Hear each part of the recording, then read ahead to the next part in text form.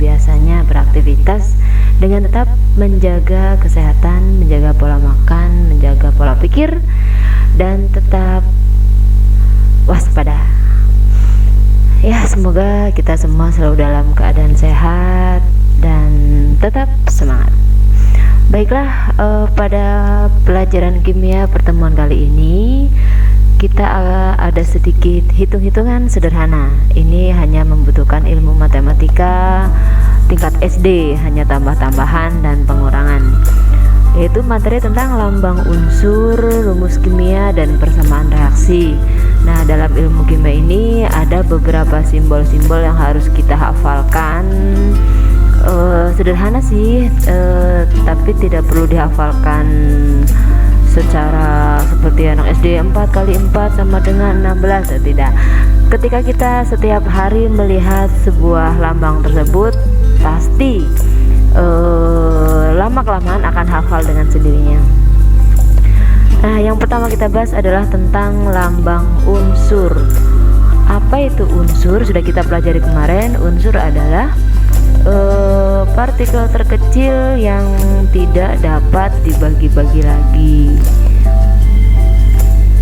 Nah, setelah mempelajari lambang unsur, kalian diharapkan mampu menganalisis lambang unsur, rumus kimia, dan persamaan reaksi.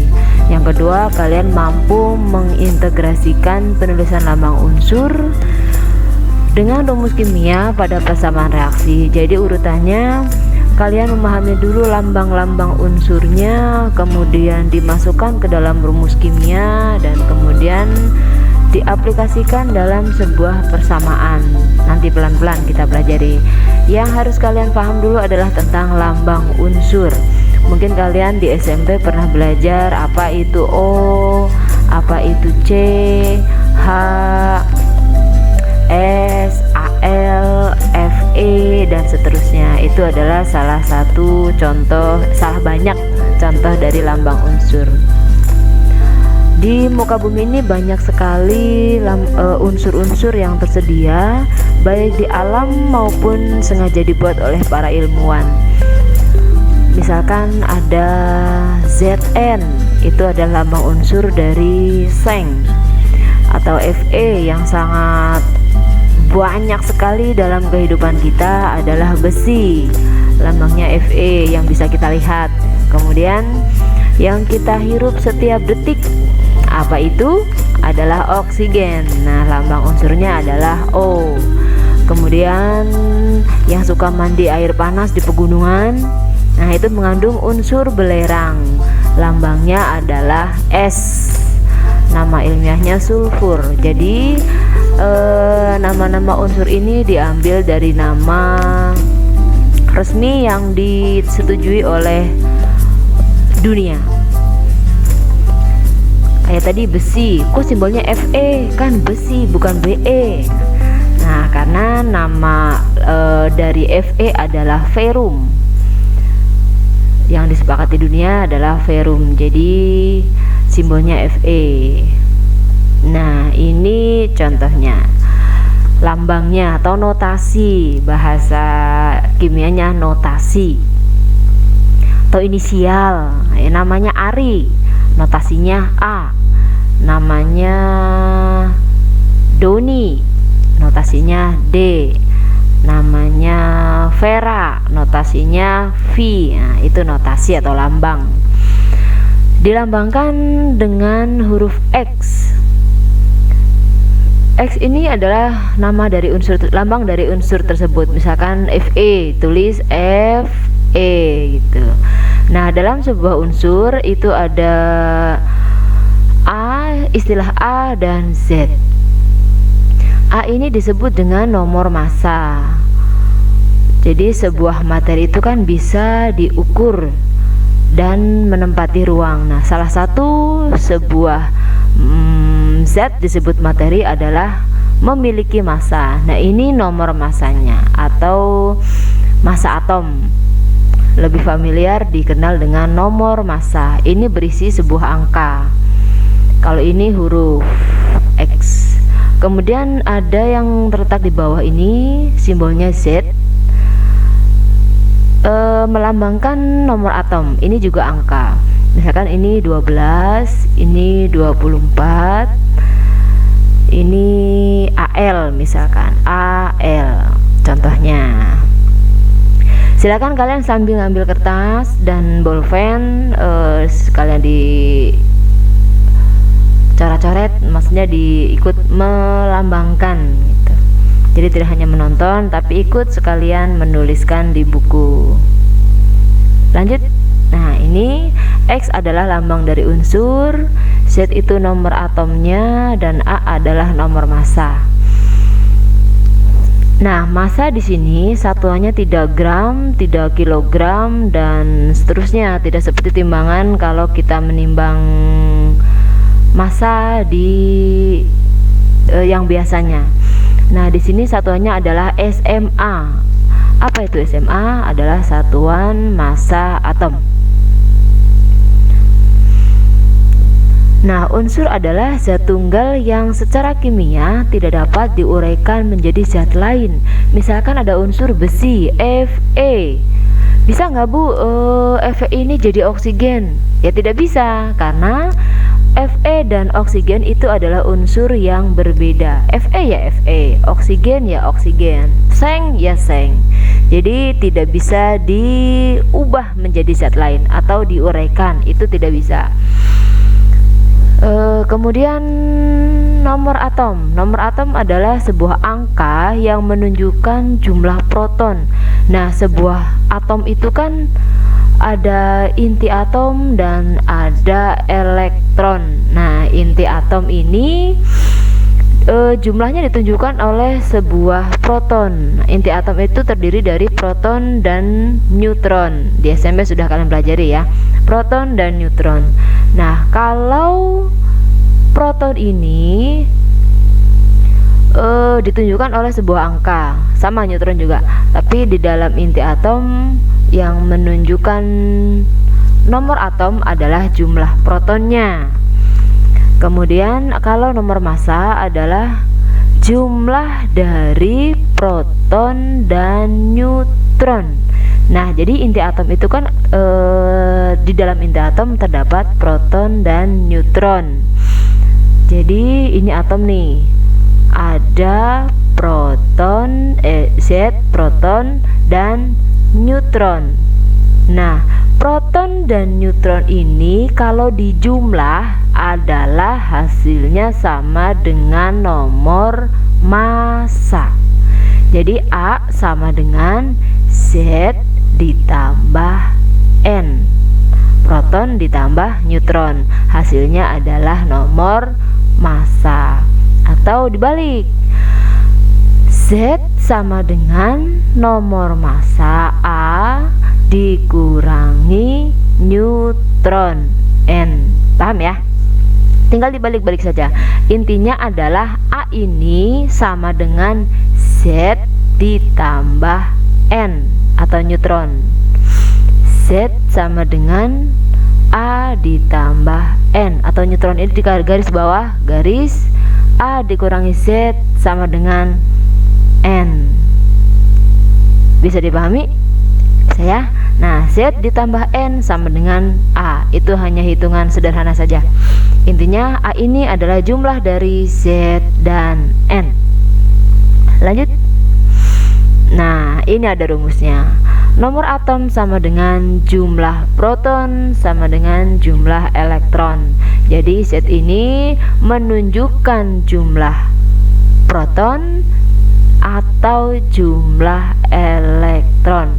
Kalau diketahui di sini ada nomor atomnya 12, maka protonnya adalah 12, elektronnya juga 12.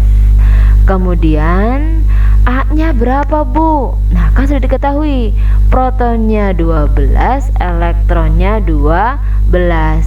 Jadi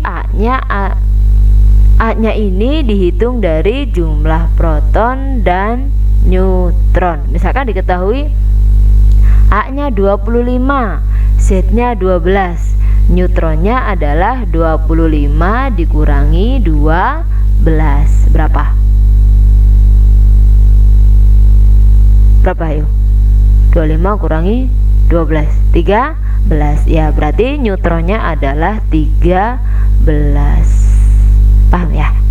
Di sini rumusnya jelas sekali. Z sama dengan P sama dengan E. P adalah proton, E adalah elektron. A adalah nomor massa, P adalah proton, N adalah neutron. Jadi atau bisa dibalik, P sama dengan A dikurangi N, atau A sama dengan P dikurangi E. Kenapa? Karena jumlah N sama dengan jumlah karena jumlah P sama dengan jumlah E. Jadi A sama dengan Z ditambah P atau Z ditambah E. Itu bertemu nomor massa atau A. Paham ya? Silakan diulangi pelan-pelan saja. Nanti ada soalnya, coba kita lihat.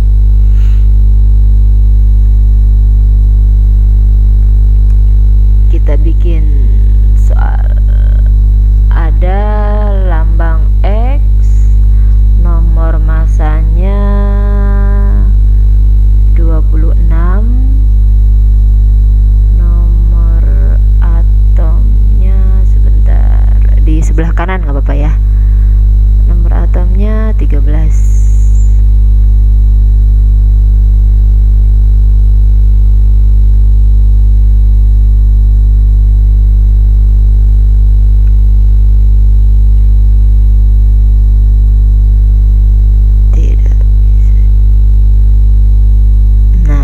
Silahkan kalian hitung berapa lah ke bawah.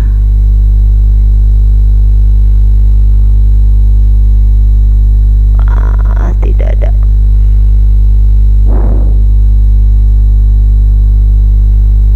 Diketahui A sama dengan 26, Z-nya sama dengan 13, N-nya sama dengan berapa?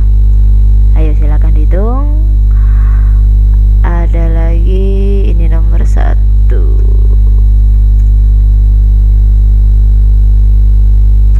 Nah, nomor 2-nya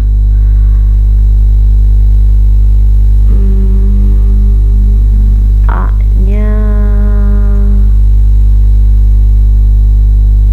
25,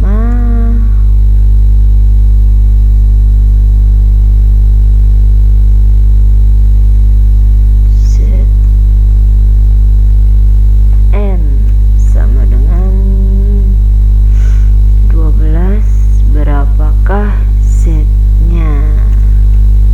Silakan kalian utak-utik.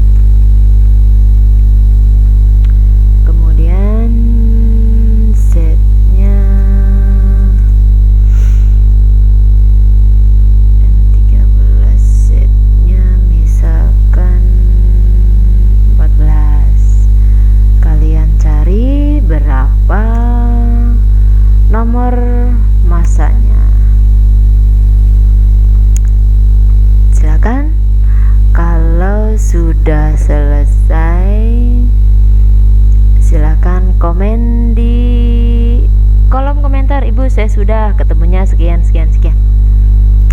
Silahkan, selamat belajar.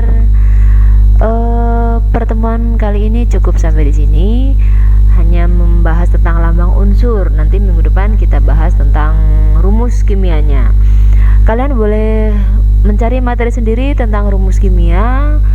Ada rumus kimia air H2O, ada asam cuka, ada besi berkarat. Nah, itu rumusnya apa? Itu rumus kimia juga. Silakan kalian googling sebanyak-banyaknya tentang rumus kimia sebagai materi awal kalian sebelum pertemuan berikutnya. Jadi sama sekali tidak ngeblank apa sih ini rumus kimia apa sih. Nah, kalau kalian sudah pernah membaca terlebih dahulu apa itu rumus kimia, yang ternyata dalam kehidupan kita sehari-hari sangat bersinggungan, sangat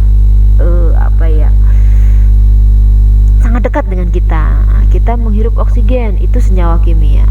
Yang kita keluarkan senyawa kimia, apa itu? Karbon dioksida. Kemudian yang kita makan, Bu, saya makan nasi, itu kimia juga. Iya, itu adalah salah satu senyawa kimia. Apa emang? Nasi itu mengandung karbohidrat. Karbohidrat itu ada rumus kimianya C6H12O6 atau lebih simpel dikenal dengan glukosa. Kemudian fotosintesis itu prosesnya juga kimia. Emang makannya apa, Bu? Tumbuhan tidak makan, tumbuhan membuat makanan dari karbon dioksida dan air, diproses dalam stomata dalam daun membentuk C6H12O6 dengan bantuan sinar matahari. Makanya namanya fotosintesis. Sintesis membuat foto cahaya. Jadi bukan membuat cahaya, tapi mensintesis atau membuat bahan makanan dengan bantuan cahaya matahari. Nah, jadi ilmu kimia ini sangat erat dengan kehidupan kita. Kalau kita tidak suka dengan kimia, berarti kita tidak suka dengan kehidupan kita sendiri. Karena yang kita buang juga adalah senyawa kimia. Contohnya, yang bunyi siapa, yang ribut siapa, itu juga karena bahan kimia. Apa emang, ayo? Tidak bersuara. Tapi kalau di kelas ada satu pelaku, kemudian sekelas ribut semua, hayu siapa, apa itu? Buang gas. Iya betul, buang gas. Kan gak terlihat, tidak terdengar, dan tersembunyi kan. Nah, tapi bisa membuat ribut satu kelas. Nah, itu yang kalian keluarkan adalah gas bahan kimia juga. Mengandung gas H2S, asam sulfida. Begitu ya anak-anak. Silahkan kalian belajar lebih banyak lagi. Kalian bisa mempelajari lebih luas lagi. Tidak selamanya saya itu lebih tahu dari kalian dan kalian tidak tahu apa-apa. Tidak. Jadi kalian cari sebanyak-banyaknya. Ketika ada yang kalian tidak tahu, ingin ditanyakan, silakan ditanyakan. Kita diskusi secara online. Pada suatu saat nanti ada tatap muka, silahkan kalian tanyakan secara langsung. Sekarang ditulis dulu boleh, ditanyakan via WA boleh, ditanyakan di kolom komentar silahkan. Saya tunggu partisipasinya. Jangan lupa setelah kalian melihat video ini, kalian klik terus telah mengerjakan, sehingga absensi sudah terekap di web SMK. Terima kasih perhatiannya, tetap jaga kesehatan, tetap stay di rumah, jangan bepergian ketika tidak diperlukan. Selalu jaga pola makan, tetap semangat, tetap belajar. Billahi taufiq wal hidayah. Assalamualaikum warahmatullahi wabarakatuh.